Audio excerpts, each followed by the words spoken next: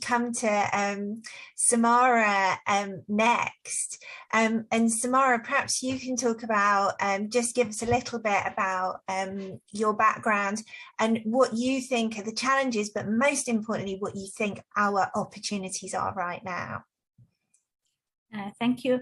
Well, my background is I started my BSc in production engineering and metallurgy, which is also was very strange for a female in this part of the world to go for. And as my colleague Nicole said, I like challenge. I find it a positive stress when I have to work harder. So I had to prove myself. And then I moved in academic education. I worked in academic education. Then I moved to HSE.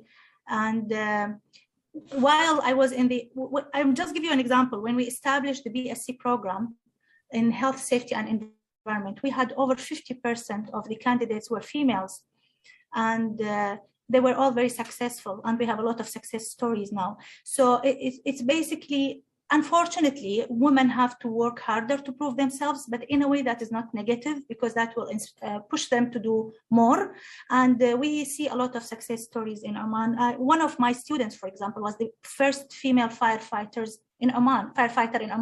And then a lot of other girls followed her steps. So it is just a matter of changing these mindsets which people have and prove that you can do it. And then it will be easier for next generations. We have a big responsibility to actually prove that it's possible, so next generation can do it easily. Yeah, that visibility is so important. So if you can see it, you can absolutely be it, and which is why holding this session today is so great. And just sticking with you for the moment, Samara, you know, and you and I have had this conversation about entrepreneurial spirit.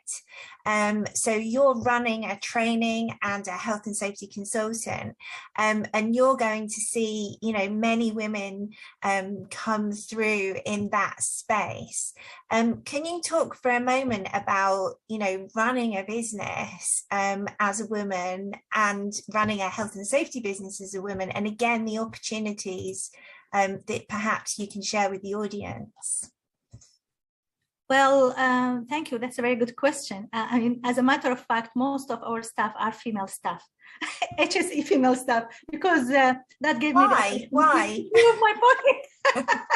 It is because we actually, I just to be honest with you, I don't think women are treated very fairly. Sometimes they don't get the opportunity. Personally, I want to give them the opportunity to prove themselves, and they did. So we have female trainers, female consultants, from the Middle East region, and this also inspires the trainees who join our center, the female trainees, when they see that we are successful. I mean, running my own business enabled me to do the things in the way I see they should be done, and as much as I can, I give more opportunities for women because sometimes they are disadvantaged. To be honest. Yeah, women helping other women is just so powerful, isn't it? So exactly. Yeah, and yeah, I agree with that. It gives us the opportunity to do the kind of health and safety that we believe in. So Sherman, I'm going to come over to you next. Can you just tell